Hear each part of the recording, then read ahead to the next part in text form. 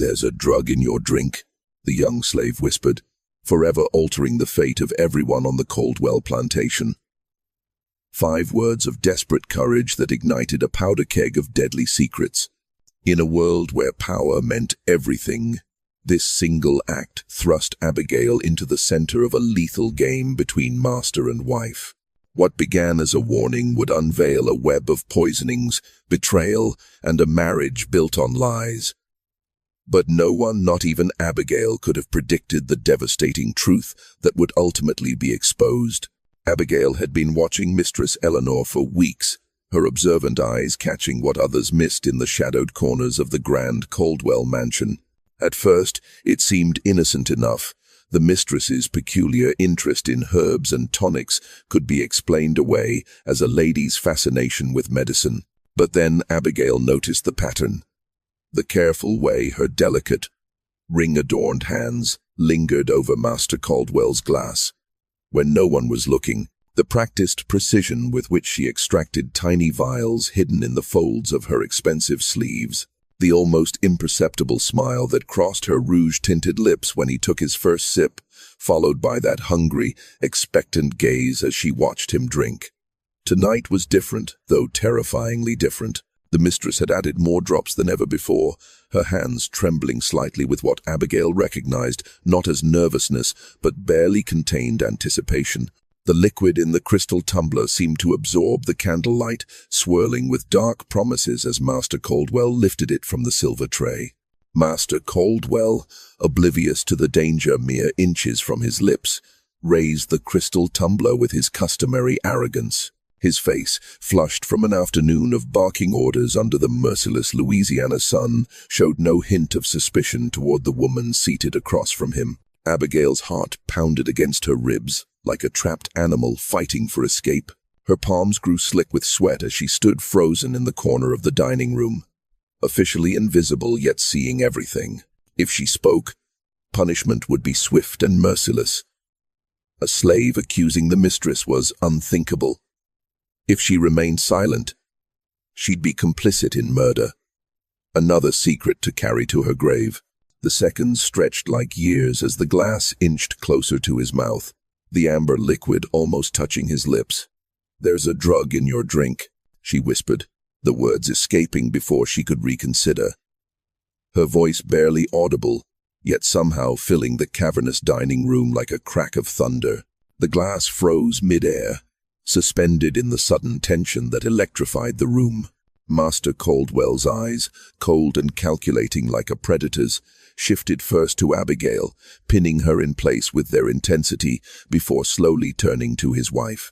Eleanor's face drained of color, the carefully applied blush on her cheeks now garish against her bloodless complexion, her perfect porcelain mask cracking with naked fear that she scrambled to disguise. "What did you say, girl?" Master Caldwell's voice was dangerously soft as he deliberately set down the untouched drink with a clink that echoed through the silent room. His large hand remained wrapped around the glass, knuckles whitening with pressure. The silence that followed was suffocating, broken only by the distant ticking of the grandfather clock in the hallway, counting down to something inevitable. Eleanor's eyes burned with such hatred that Abigail could almost feel her skin blister beneath the gaze, promising retribution that would come when the master wasn't watching. But what Abigail didn't realize, as she stood trembling in the wake of her own courage, was that her whispered warning would trap her between 2 monsters, each with their own deadly secrets that ran far deeper than poisoned drinks. And in the dangerous game that was about to unfold, she would be both the most valuable pawn and the most vulnerable sacrifice. Master Caldwell's face betrayed nothing as he rose from his chair with deliberate slowness, a skill perfected through decades of business negotiations and slave auctions, where the slightest emotional tell could cost thousands. The heavy oak chair scraped against the polished cypress floors, the sound slicing through the tension like a butcher's cleaver.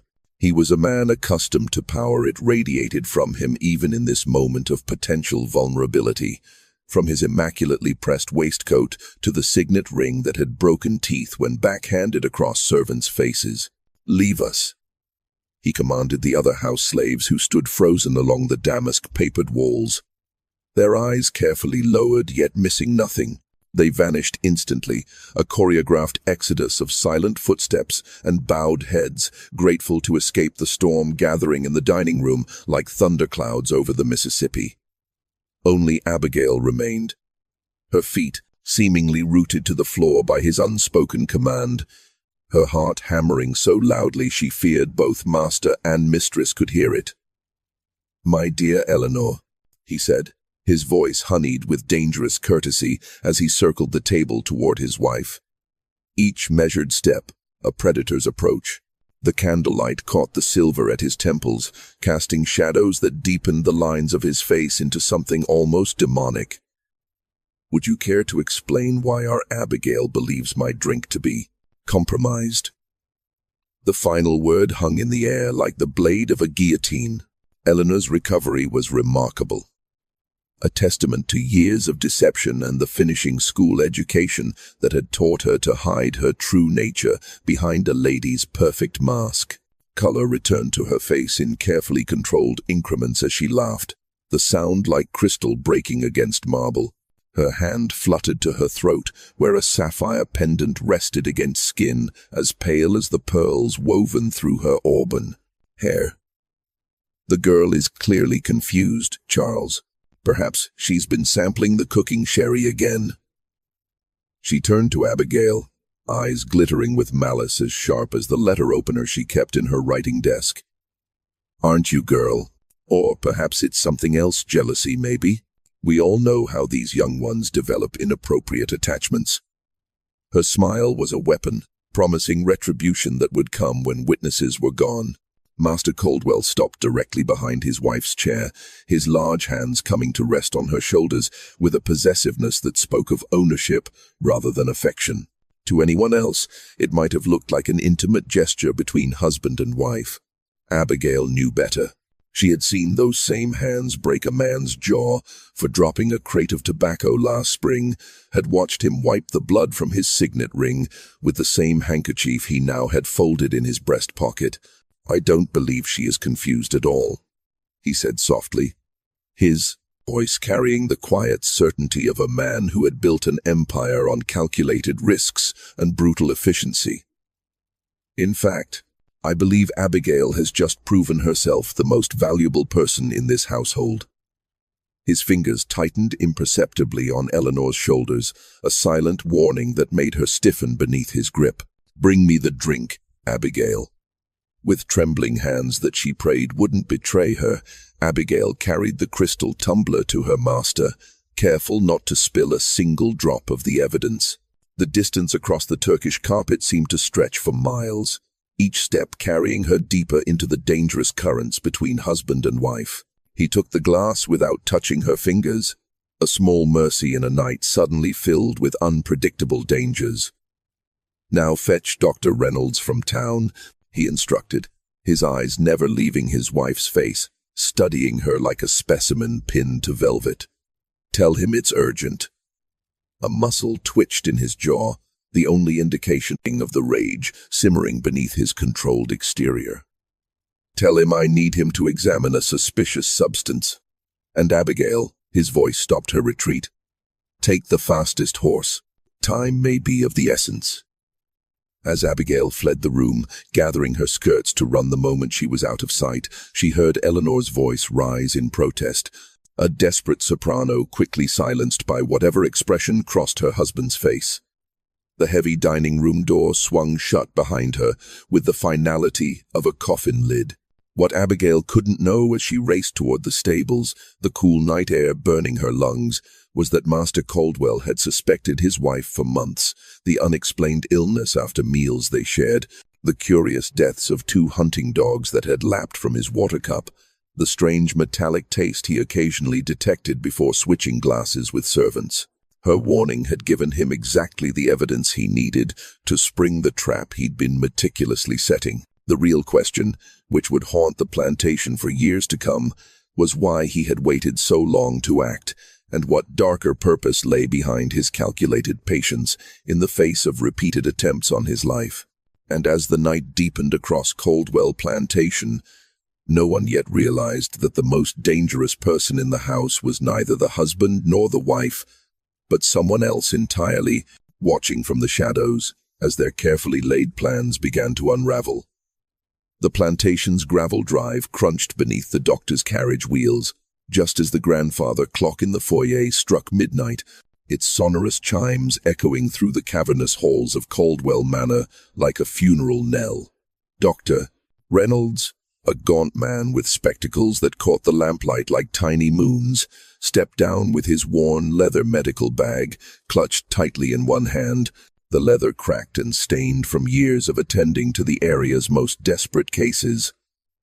Unlike most white visitors to Caldwell Plantation, he acknowledged Abigail with a slight nod as she stood waiting on the veranda, her breath still coming in ragged gasps from the desperate ride to fetch him, her cotton dress damp with sweat and evening dew. "He's still in the dining room," she whispered, careful not to let her voice carry beyond the doctor's ears, knowing well that in this house even the walls seemed to report back to the master. With her. The doctor's face remained professionally neutral, but Abigail caught the slight tightening around his eyes, the subtle tell of a man who had seen too much, yet could say too little. Dr. Reynolds had treated the Caldwell household for 15 years. He had seen the bruises on Eleanor's wrists in her early marriage years, had treated slaves after particularly brutal punishments, had signed death certificates with causes that didn't match the wounds he'd examined. He knew the plantation's secrets better than any outsider alive, carrying them like stones in his pockets, weighing him down with each step he took on this cursed property. "Lead the way," he said simply, adjusting his spectacles with fingers stained yellow from tobacco, a habit he'd developed during the war when cigarettes were more plentiful than food or medicine. The air inside the mansion hung heavy with beeswax and fear, the ornate wallpaper and gilded mirrors, a thin veneer of civilization over the savagery that Abigail knew lurked beneath. She led the doctor through the grand foyer, past the portrait of Master Caldwell's father, a man whose cruelty was legendary even by plantation standards, and toward the dining room where the evening's drama awaited its next act. The dining room tableau remained frozen as they entered Master Caldwell, standing by the fireplace, one hand resting on the marble mantel, the other holding the untouched glass. Eleanor seated rigidly in her chair, her complexion waxy under the chandelier's glow, the diamonds at her throat trembling with each shallow breath. The only change was the addition of a small wooden box on the table before her, its brass lock gleaming ominously in the flickering candlelight. The massive dining table, which had hosted governors and senators, now served as the stage for what Abigail recognized as a much more intimate and deadly performance. "Ah, Reynolds," prompt as always. Master Caldwell's voice carried the false joviality he reserved for business associates, the tone that preceded his most ruthless decisions. "We have a rather unusual situation requiring your expertise." Dr.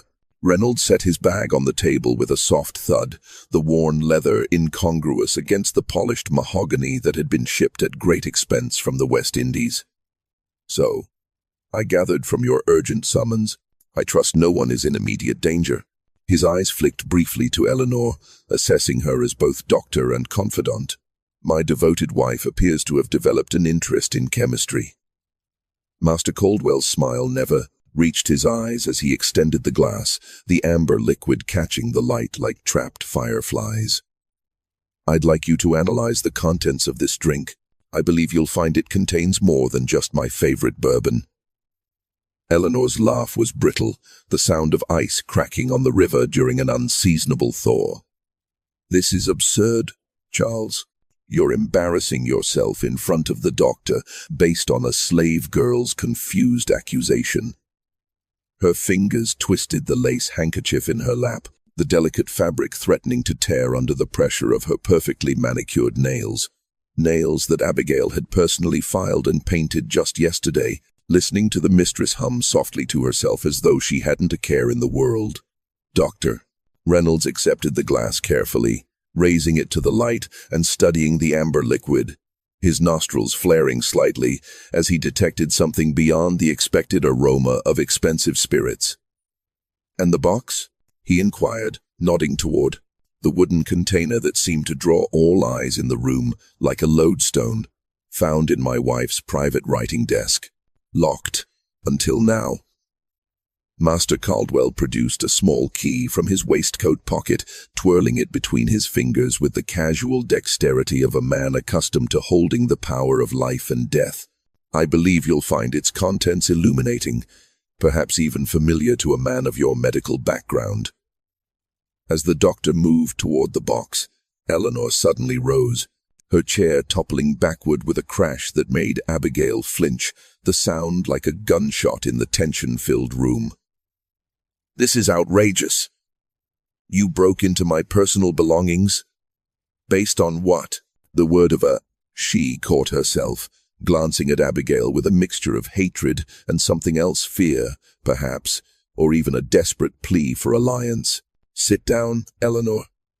The command sliced through her protests like a blade through silk, Master Caldwell's voice dropping to that dangerous register that everyone on the plantation had learned to dread. She remained standing, trembling visibly now, her corseted body rigid with defiance. The pearls woven through her auburn hair caught the light as she shook her head. "I will not be treated this way in my own home. I am not one of your field hands to be commanded and threatened." "Your home?" Master Caldwell's laugh was a terrible sound, hollow and devoid of mirth, echoing off the high ceiling where imported plasterwork depicted scenes from classical mythology, gods and goddesses who seemed to look down upon the human drama with cold indifference. "Nothing here has ever been yours, Eleanor. Not the house, not the land, not even the clothes on your back." His voice dropped to something more dangerous, a predator's purr. "Not even your precious secret correspondence with my brother." The color drained from Eleanor's face so completely that Abigail thought she might faint, the rouge on her cheeks now standing out like blood on snow. "Doctor," Reynolds paused, his hand hovering over the box's lock, suddenly aware that he had stepped into something far more complex than a simple case of attempted poisoning. "What did you say?" Eleanor whispered, her voice barely audible over the crackling of the fire. Master Caldwell's smile was triumphant, the expression of a chess player who had maneuvered his opponent into an inescapable checkmate after a long and patient game. "Did you really think I wouldn't notice? The letters arriving when George was supposedly in Europe? The distinctive cologne that lingered in rooms where only you had been? The way your eyes lit up whenever his name was mentioned at dinner? I've known for months, Eleanor. I simply needed to understand how far you would go." He tapped his signet ring against the crystal glass he held, the soft ping resonating like a death knell. "It seems the answer is to murder." The doctor cleared his throat uncomfortably, shifting his weight from one foot to the other. Suddenly, conscious of his role as both witness and potential accomplice, depending on how the night unfolded. "Perhaps I should return another time. This appears to be a private matter between husband and wife." "Open the box, Reynolds." Master Caldwell's tone left no room for argument, the words clipped and precise as a military command. "What you find inside will make this a matter for more than just this household." As the key turned in the lock with a soft click that seemed unnaturally loud in the tense silence, Abigail watched Eleanor's face. What she saw there wasn't just fear, it was calculation. Eleanor's eyes darted to the curtained windows, to the door, to the heavy silver candlestick within arm's reach. The desperation of a cornered animal, but also the strategic assessment of a woman who had survived in this house for years by her wits alone. Abigail recognized that look. She had seen it in the eyes of slaves planning escape, weighing risk against unbearable certainty. The box's lid creaked open to reveal a collection of small vials nestled in deep purple velvet, each labeled in elegant script that Abigail recognized as Eleanor's distinctive hand. "Doctor," Reynolds lifted one carefully, studying the white crystalline powder inside, holding it up to the candlelight, where it sparkled with deceptive beauty. He confirmed grimly, his professional demeanor slipping to reveal genuine alarm. And if I'm not mistaken, this appears to be nightshade extract. This one, belladonna. His professional detachment slipped further as he looked up, meeting Master Caldwell's triumphant gaze. These are not medicinal preparations, Mr. Caldwell. Not in these concentrations. This is... He hesitated, glancing at Eleanor. This is a poisoner's collection. No.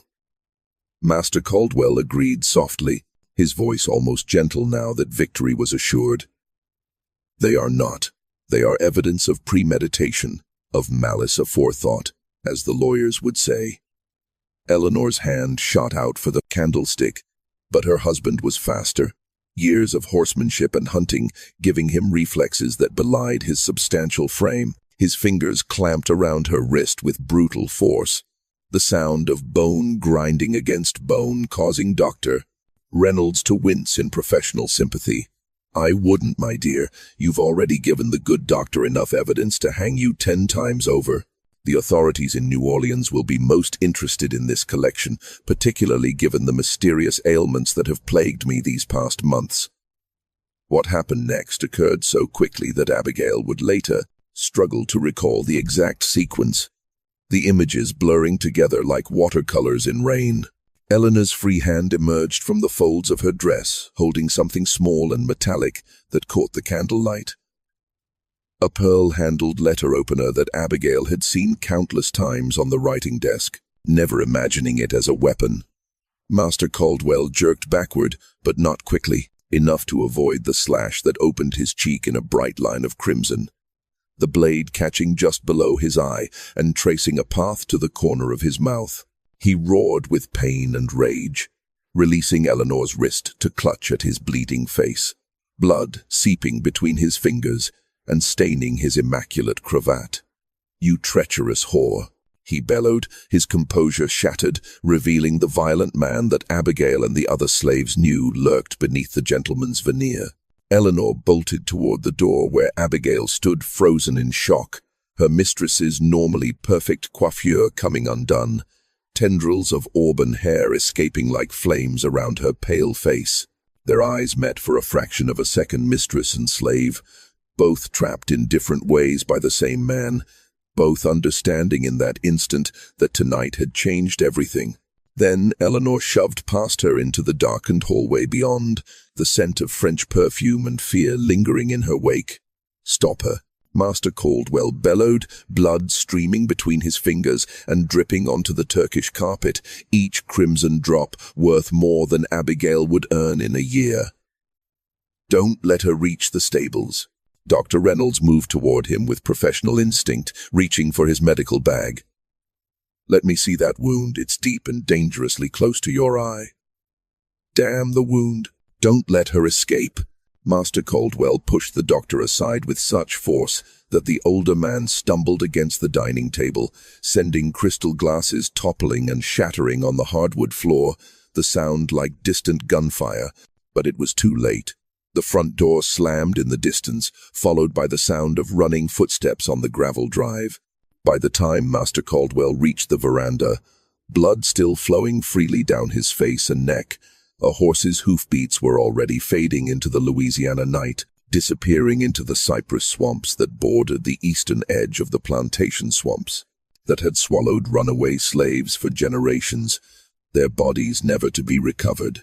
He stood there, blood dripping onto his pristine collar, staring into the darkness where his wife had vanished, his massive frame silhouetted against the warm light spilling from the house. The wound had transformed his face into something monstrous, one side handsome and controlled, the other a mask of blood and fury. When he finally turned back, his eyes found Abigail, who had followed him onto the veranda, unable to decide whether to flee or remain.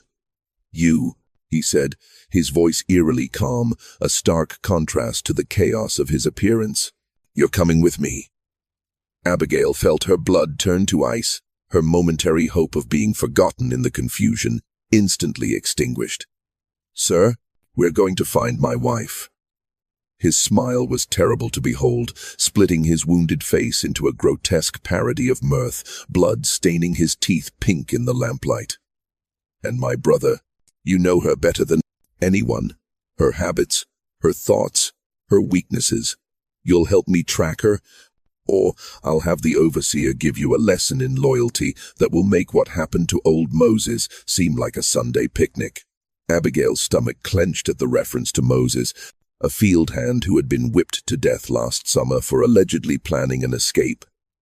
She had helped wash his body afterward, had counted 67 distinct lash marks on his back before giving up the grim tally. What Abigail didn't yet understand was that she had just become the most valuable pawn in a deadly game that had been unfolding for years, a game where every player had secrets that could destroy the others. And as Master Caldwell ordered the horses prepared, sending house slaves scurrying in terror at his blood-soaked appearance, she realized with sinking dread that her warning about the poisoned drink had only been the first move in a much larger and more dangerous contest. She had acted out of genuine concern for human life, even the life of a man she feared, and now found herself drawn deeper into a web of deceit and revenge that stretched back decades. Behind them, forgotten for the moment, Dr. Reynolds carefully pocketed one of the vials from Eleanor's collection, slipping it into his waistcoat with practiced discretion. He had his own reasons for wanting certain evidence to disappear before the authorities arrived, reasons connected to the mysterious death of the previous Mrs.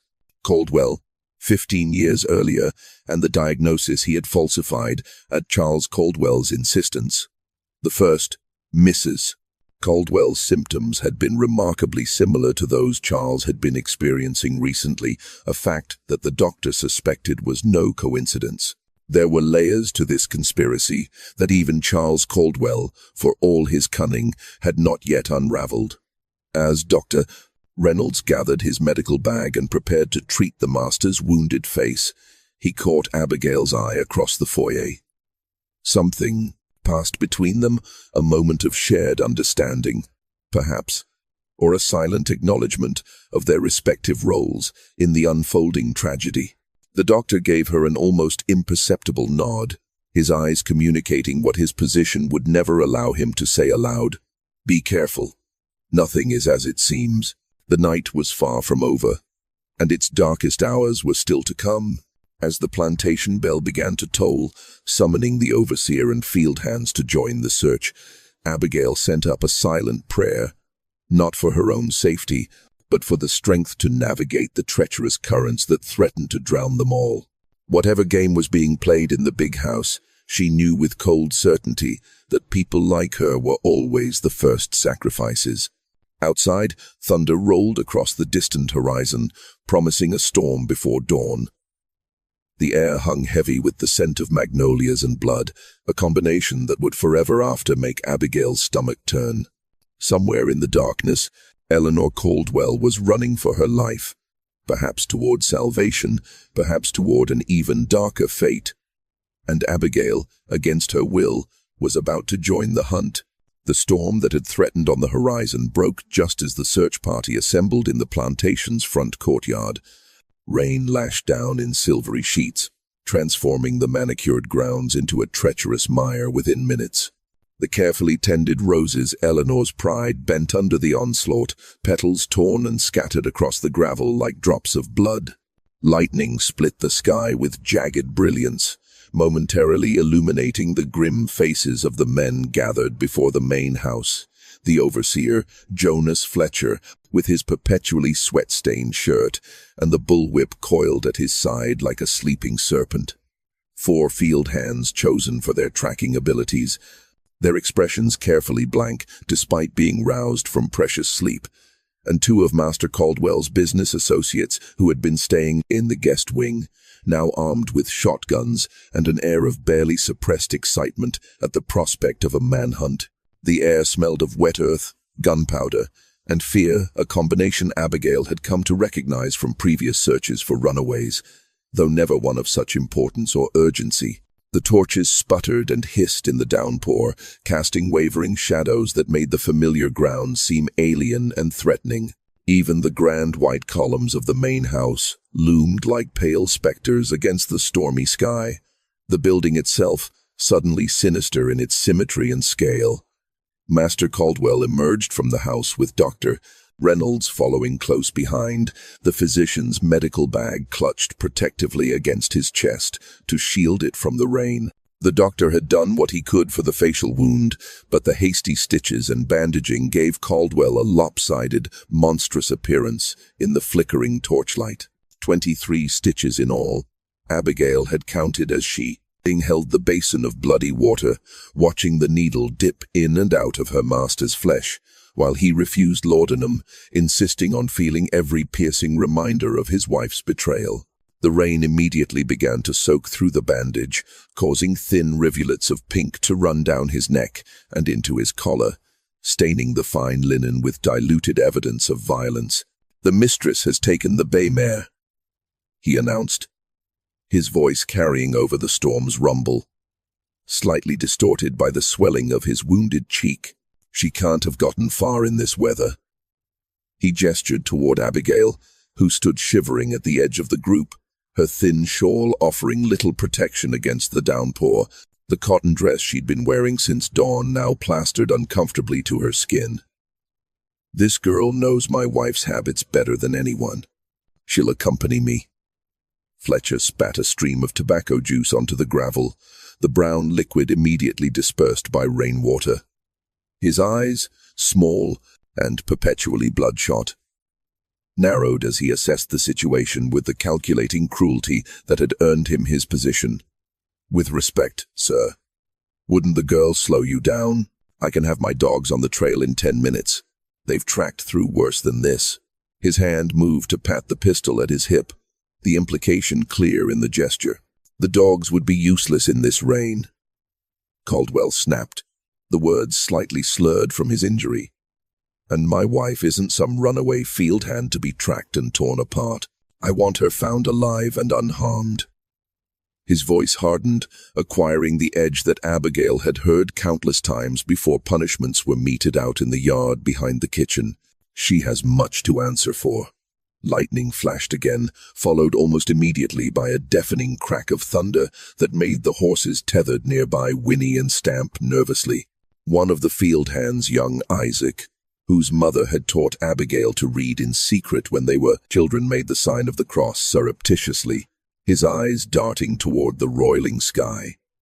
In the quarters, they would be saying this was judgment weather, the kind that came when even God had seen too much. Abigail felt the weight of Fletcher's gaze upon her. The overseer had never approved of her relatively privileged position in the household, had made his resentment clear on the few occasions they'd been forced to interact. Once, he had cornered her behind the smokehouse, his breath hot with whiskey as he'd run a calloused finger down her cheek and promised she wouldn't always have the mistress's protection. Now he looked at her with open suspicion, as though she might have been complicit in the mistress's escape, as though her loyalty might lie with the woman who had taught her French, and sometimes slipped her pages from novels when the master wasn't looking. "You," Master Caldwell addressed her directly, stepping close enough that she could smell the medicinal spirits Dr. Reynolds had used to clean his wound. "Do you have any idea where she might go? Think carefully before you answer." The threat in his voice was unmistakable, a promise of consequences should her information prove false or incomplete. Abigail hesitated, water dripping from her chin as she weighed her response, acutely aware that every word she spoke could seal someone's fate, Eleanor's, her own, perhaps others. The truth was that she had suspicions, had noticed the pattern in Eleanor's private correspondence, had seen the small portrait hidden between the pages of her diary, a woman's face, not George Caldwell's as everyone seemed to believe. But that truth would serve no one, least of all herself. The mistress. She sometimes spoke of a cabin near Bayou Lavish, a place she visited as a girl. The lie came smoothly, born of desperate necessity and years of learning to tell white people what they wanted to hear while concealing what they didn't need to know. Eleanor had never mentioned such a place, but the bayou was in the opposite direction of where Abigail suspected she had actually fled, toward the small port where foreign ships sometimes docked away from the main harbor's scrutiny. Master Caldwell studied her face, searching for deception with the practiced eye of a man who bought and sold human beings as commodities. Lightning flashed again, casting harsh shadows across his wounded features, transforming him momentarily into something not quite human. "Fletcher, take your men and search along the bayou. Check every cabin, every boat. She may have accomplices among the river folk." He turned to the two gentlemen with shotguns, who had been watching the proceedings with the detached interest of spectators at a sporting event. "Mr. Harrington, you and Mr. Beaumont check the road toward New Orleans. She might seek refuge with her cousin's family there." The men nodded, adjusting their wide-brimmed hats against the downpour, clearly relishing their role. In the drama unfolding on this stormy night, they were sugar planters from the next parish, in town for the quarterly meeting of the Planters Association, and would return home with a story far more exciting than crop yields and slave prices. "The girl comes with me." Caldwell's hand closed around Abigail's upper arm, his grip painfully tight, fingers digging into flesh that would surely bruise by morning. "We're going to pay my brother a visit." Dr. Reynolds stepped forward, medical bag still in hand, water streaming down his gaunt face and plastering his thinning hair to his skull. For a moment, he looked as though he might object, might assert some medical authority over his patient. "Charles, you're in no condition to ride. That wound needs rest or infection will set in. The stitches could tear open with the slightest exertion. Let me give you something for the pain at least. I've endured worse." Caldwell cut him off, the implication hanging in the air between them, reference to some shared knowledge that made the doctor flinch almost imperceptibly. "See to it that the authorities are notified. My wife is to be charged with attempted murder when found, and have someone check the remaining food and drink in the house. There's no telling what else she might have poisoned." As the search parties dispersed into the stormy night, torches bobbing like frantic fireflies in the darkness, Abigail found herself being led toward the stables, where a groom was already saddling 2 horses. Master Caldwell's imposing black stallion, 17 hands of barely contained power, and a smaller mare that she recognized as belonging to the housekeeper, a gentler animal, but still far more hoarse than Abigail had ever been expected to handle. "You do know how to ride, I presume?" Caldwell asked, though it wasn't really a question. In his world, servants simply acquired whatever skills were demanded of them, regardless of opportunity or training. "Yes, master." Another lie. This one potentially more dangerous than the first. She had only been on horseback twice in her life, both times sitting behind Eleanor on gentle afternoon rides around the property, the mistress laughing at her nervous grip and promising not to let her fall. The prospect of controlling a horse alone, in a storm, over unfamiliar terrain, filled her with cold dread. "Good. Because if you fall behind, I'll assume you're as treacherous as your mistress and treat you accordingly."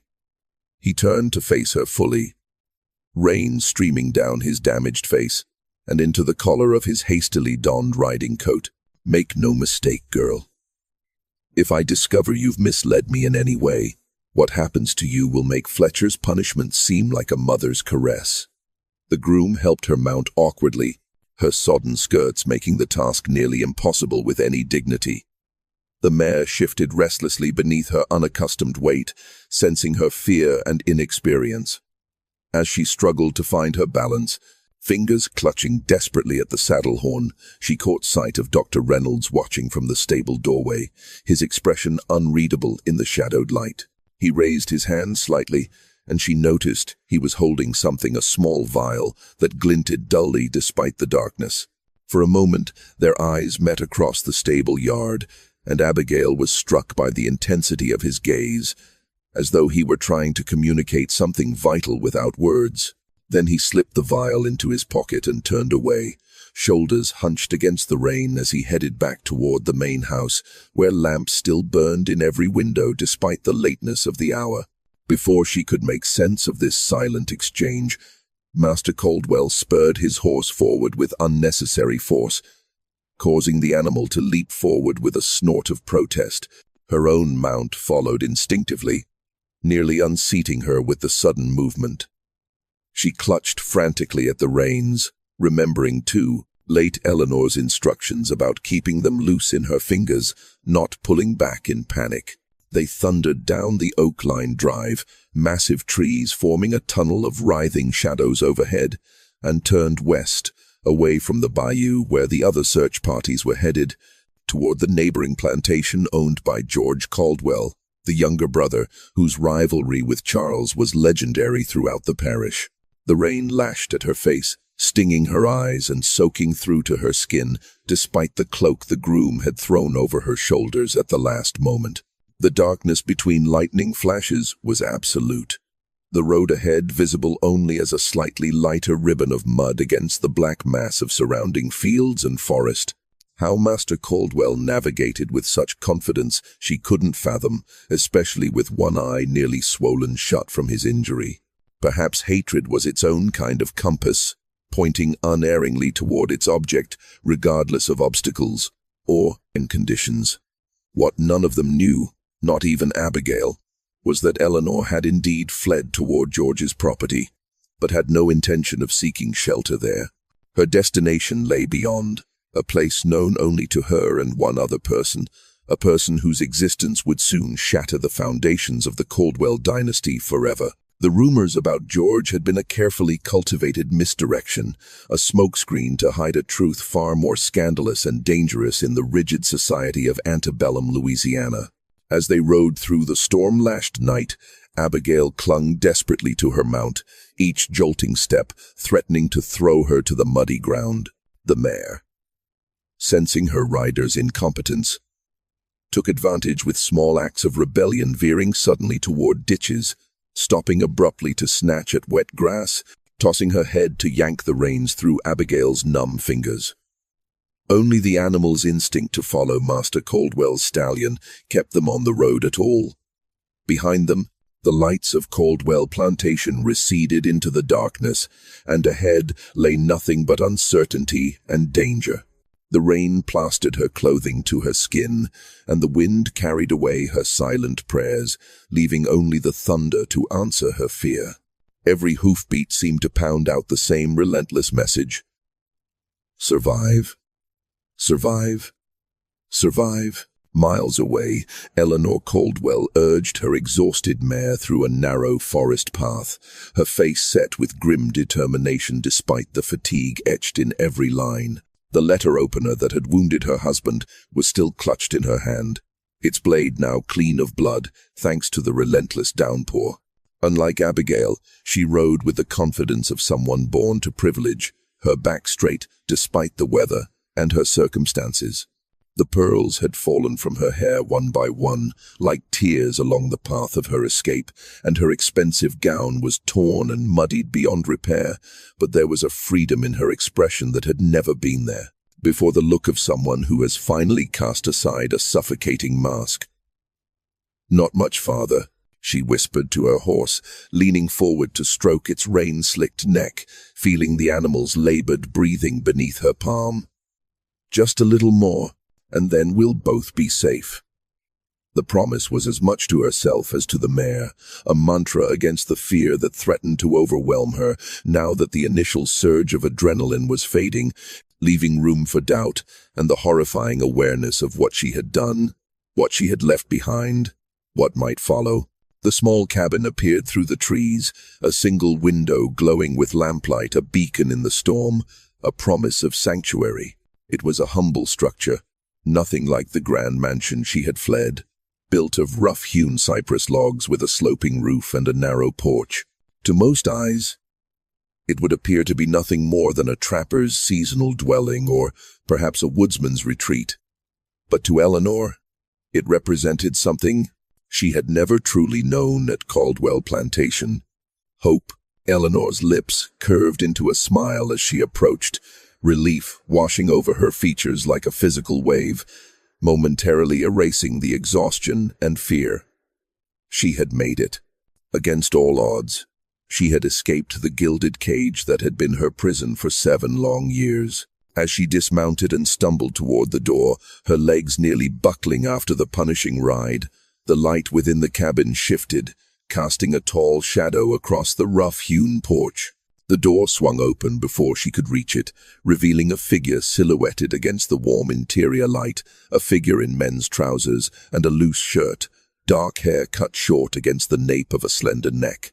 "I knew you would come," said a voice that was neither George Caldwell's nor any man's, but rich and melodious with the faintest trace of a French accent. "I've been waiting." Eleanor fell into the woman's arms with a sob that contained both anguish and profound relief, her composure finally shattering now that she had reached safety. "They know, Isabel. Charles knows everything. Not about you, he thinks it's George, but he found the poisons. He knows I meant to kill him." The woman called Isabel drew Eleanor inside and closed the door against the howling storm, her dark eyes reflecting the lamplight with fierce intensity. She was beautiful in an unconventional way, with high cheekbones and a determined jaw, her olive skin speaking of Mediterranean ancestry despite her French name. "Then we have no time to lose. The ship leaves at dawn." She helped Eleanor remove her sodden cloak, gasping softly at the bruises already forming on her wrists where Charles had grabbed her. "Did he hurt you? Beyond this?" Her voice hardened, a promise of retribution in the simple question. "No more than usual," Eleanor replied, the casual admission revealing volumes about the life she was leaving behind. "I hurt him worse this time." A small, savage smile played at the corners of her mouth as she held up the letter opener, still clutched in her white-knuckled grip. "I marked him. Everyone will see it. Everyone will know." Isabel took the makeshift weapon gently from Eleanor's hand and set it aside, then guided her toward the fire burning in the small hearth. "Come, you need dry clothes and hot tea. We have much to prepare before morning." Outside, the bay mare whinnied nervously as another presence emerged from the surrounding forest, a figure moving with the silent precision of someone accustomed to avoiding detection. "Doctor." Reynolds pulled his coat tighter around his thin frame as he observed the cabin from the shelter of the trees, his spectacles fogged with rain and something that might have been regret. He had followed Eleanor at a distance, having guessed her destination from fragments of conversation overheard during house calls, from the French novel on her nightstand, with certain passages underlined, from the subtle changes in her demeanor over the past year. "So it's true," he murmured to himself, watching the intimate tableau through the cabin's single window. All of it. He reached into his pocket and withdrew the vial he had taken from Eleanor's collection, not arsenic or belladonna, but a simple sleeping draught, powerful enough to render Charles Caldwell unconscious, but not to kill him. The distinction would matter to the authorities, though perhaps not to Charles himself, who would see only betrayal in either case. The doctor weighed the small container in his palm, considering his next move with the careful deliberation that had kept him alive, and practicing medicine in a community where physicians were expected to serve power rather than truth.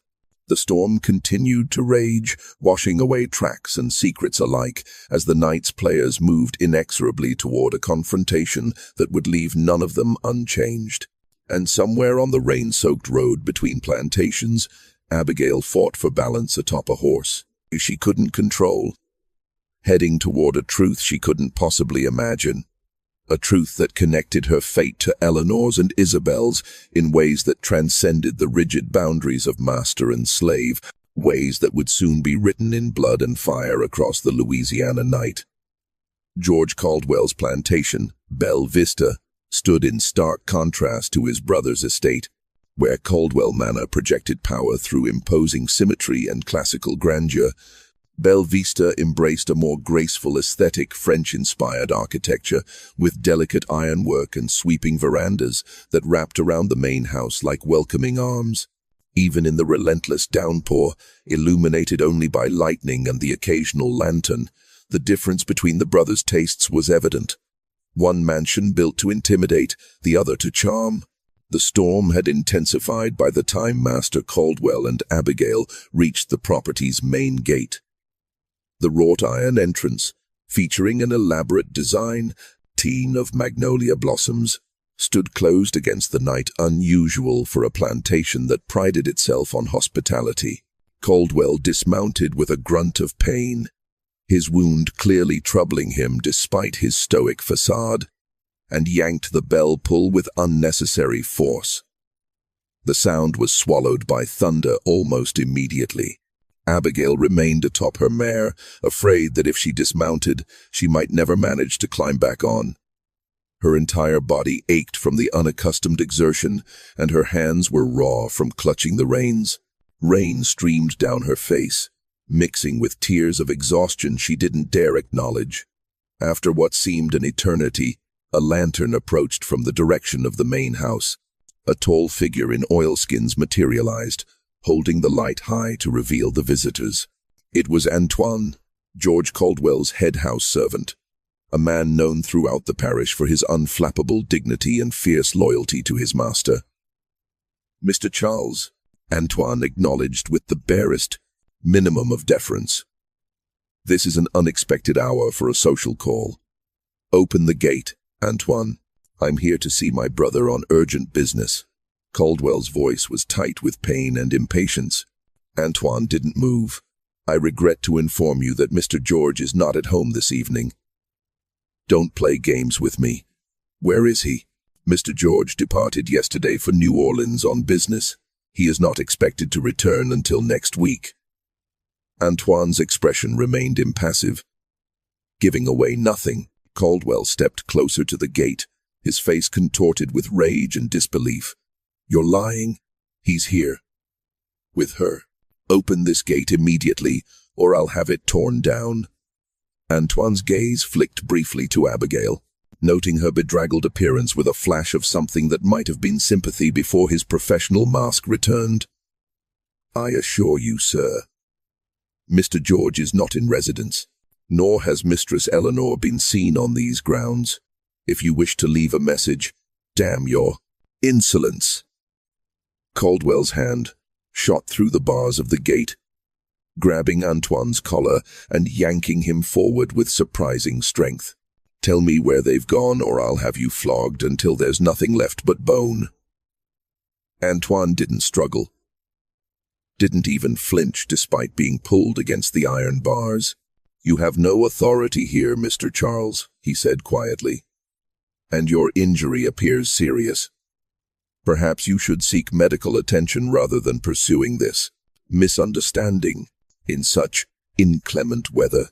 For a moment, Abigail thought Master Caldwell might strike the older man, might order her to help him break down the gate, might unleash the full force of his infamous temper. Instead, he released Antoine's collar with a shove and stepped back, his breathing labored. "This isn't over," he said, the words slurring slightly. "Tell my brother when he returns from his business that I know everything. The authorities have been notified. There's nowhere in Louisiana they can hide." Antoine straightened his collar with deliberate slowness. "I will convey your message, sir. Now, if you'll excuse me, I must return to my duties." He turned away, the lantern light receding into the darkness, leaving them once again in the merciless rain. Caldwell stood motionless for several seconds, swaying slightly, before turning back to his horse. As he placed his foot in the stirrup, Abigail noticed something alarming, fresh blood soaking through his bandage, bright crimson against the rain-diluted pink that had been there before. The exertion and rage had reopened his wound. "Master," she ventured, speaking for the first time since they'd left Caldwell Manor, "your face is bleeding again." He touched his cheek, fingers coming away red in the dim light. For a moment, he seemed confused, disoriented. Then his eyes cleared, focusing on Abigail with renewed intensity. "We're wasting time here.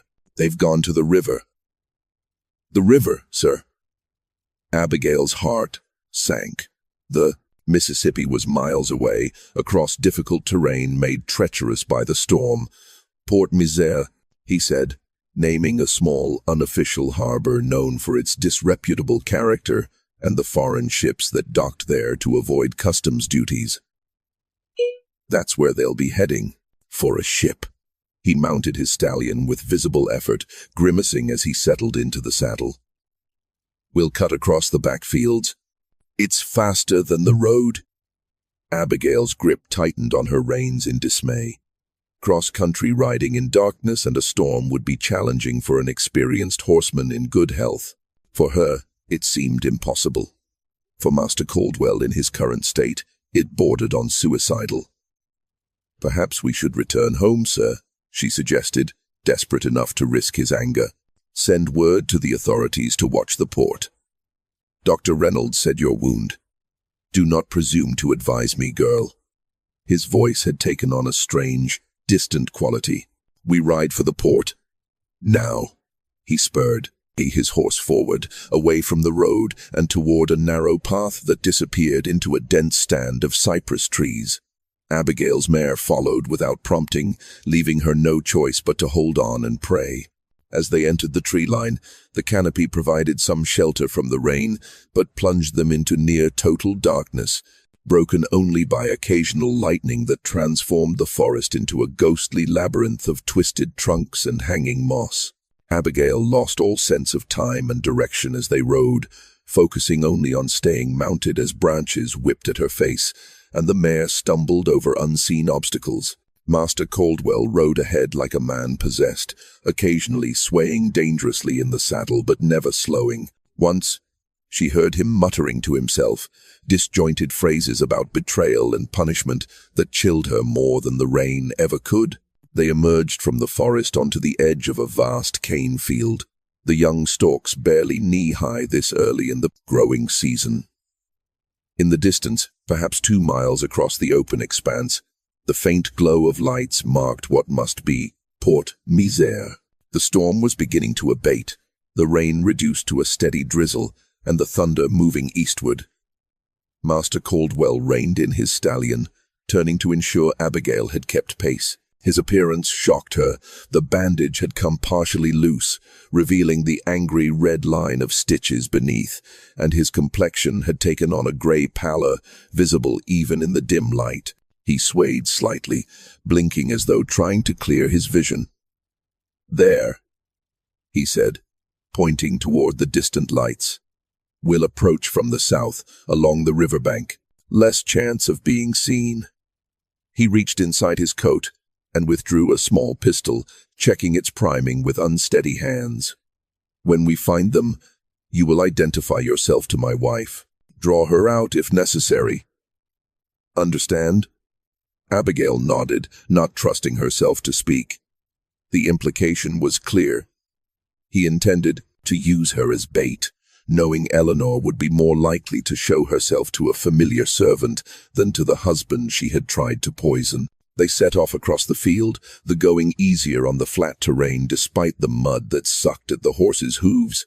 The sky was beginning to lighten imperceptibly in the east, suggesting that dawn was not far off. If Eleanor truly intended to escape by ship, she would need to board soon. As they drew closer to the port, individual buildings became visible ramshackle warehouses, a few rough taverns still lit despite the hour. Small cottages with shuttered windows. The Mississippi itself appeared as they crested a small rise, a vast, dark presence flowing inexorably southward, carrying its burden of silt and secrets toward the Gulf. 3 ships were docked at the crude wharves, their masts stark against the lightening sky. Master Caldwell raised a hand, signaling Abigail to stop. They dismounted in the shelter of a dilapidated sugar shed, tethering the horses to a broken wagon wheel. Caldwell staggered slightly as his feet touched the ground, steadying himself against his saddle. His breathing was labored. and sweat mingled with the blood on his face despite the cool night air. "Wait here," he ordered, tucking the pistol into his waistband and pulling his coat over it. "I'll reconnoiter the ships. If I signal, bring the horses and follow." Before Abigail could respond, he was moving away, keeping to the shadows as he approached the nearest wharf. She watched him go, torn between hope for his failure and fear of the consequences should he succeed. The mare nuzzled her shoulder, seeking reassurance or perhaps affection after their arduous journey. Abigail stroked the animal's damp neck absently, her mind racing. This was her chance, perhaps her only chance to flee. Master Caldwell was injured, distracted, and temporarily out of sight. The road back to the plantation would be easier to navigate now that the storm had passed and dawn approached. She could take both horses to slow any pursuit. She could ride for the swamps, where runaway communities were rumored to exist. She could.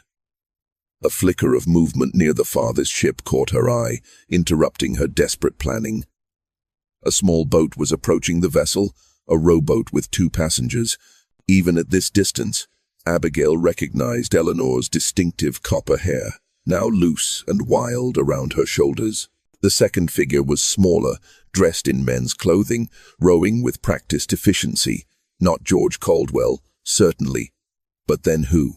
As Abigail watched, frozen with indecision, Master Caldwell emerged from between 2 warehouses, moving with surprising stealth toward the wharf, where the rowboat was now tying up. He had seen them too. His hand moved to his waistband, reaching for the pistol. What happened next seemed to unfold with dreamlike slowness. Master Caldwell stepped onto the wharf, drawing his weapon. Eleanor looked up at the sound of footsteps, her face pale in the pre-dawn light. The second figure turned, revealing features that Abigail couldn't distinguish at this distance. Words were exchanged. Abigail was too far away to hear, but she could see the tension in Eleanor's posture, the way Master Caldwell gestured with the pistol, the protective stance of the unknown companion. Then, without warning, Master Caldwell staggered, his free hand going to his chest. The pistol lowered, then dropped from his fingers to clatter on the wooden planks. He took one lurching step forward, reaching toward Eleanor with a strange, almost beseeching gesture, before collapsing face down on the wharf. Eleanor and her companion stood motionless for several seconds, apparently as shocked by this turn of events as Abigail herself. Then the smaller figure knelt beside the fallen man, checking for signs of life with quick, professional movements. After a moment, they looked up at Eleanor and shook their head. Abigail's breath caught in her throat. Master Caldwell was dead, not by his wife's poison or her companion's hand, but apparently by some natural calamity. The strain, the injury, the night's exertions had accomplished what Eleanor's careful plotting had failed to do. She should run now, Abigail thought distantly. With Master Caldwell dead, the future of everyone at the plantation hung in precarious balance. George would inherit, most likely, unless there was a will specifying otherwise. The slaves might be sold, families separated, lives destroyed in the redistribution of property that would inevitably follow. Instead of fleeing, Abigail found herself walking forward, drawn by a compulsion she couldn't name. As she emerged from the shadows, Eleanor's companion spotted her and said something urgent, pointing in her direction. Eleanor turned, her expression changing from grief to recognition to something more complex. Relief mingled with apprehension. "Abigail," Eleanor called, her voice carrying clearly across the short distance that still separated them. "Is that you?" "Yes, mistress." Abigail continued forward until she stood at the edge of the wharf, looking down at Master Caldwell's motionless form, and then up at the woman who had been, until a few hours ago, her owner. "He brought me to find you." Eleanor's companion stepped forward into better light, and Abigail finally saw her clearly, a woman of perhaps 30, with dark hair cut short like a man's, wearing sailor's trousers and a loose shirt. beautiful in an unconventional way, with intelligent eyes that assessed Abigail with cautious interest. "This is Isabel," Eleanor said, following Abigail's gaze. She was going to help me escape. "To France." Her voice broke slightly. "I never meant for this to happen. Not like this." Isabel placed a protective hand on Eleanor's shoulder. "We should go," she said quietly, her accent distinctly French, despite her perfect English. "The ship cannot wait, and others will come soon." Eleanor nodded, then looked back at Abigail with sudden intensity. "Come with us." The words hung in the damp air between them, impossible and tempting in equal measure. France. Freedom. A life beyond servitude. But also the unknown, the dangerous, the irrevocable. "Why?" Abigail asked, the question encompassing more than the unexpected invitation. Eleanor's gaze dropped to her husband's body, then rose again to meet Abigail's eyes directly. Because you saved my life by warning him about the poison. Because I've wronged you in ways I'm only beginning to understand. Because no one should own another human being." She extended her hand. "Because I need to try to make something right before I leave this place forever." Behind them, the first true light of dawn touched the Mississippi, turning its muddy surface to molten gold. On the ship, sailors were preparing to cast off, their movements conveying urgency without panic. Soon the tide would turn, carrying the vessel downriver toward the Gulf, and then across the Atlantic to a new world. Abigail looked at the offered hand, then back at the horses tethered in the shadows, one of which could carry her in a different direction toward the swamps, toward rumored freedom in the north, toward a life of constant fear and flight. Or she could return to the plantation, report Master Caldwell's death, and face whatever future awaited under new ownership. 3 paths, 3 possible futures, and only moments to decide. In the distance, a bell began to toll, marking the hour of a new day.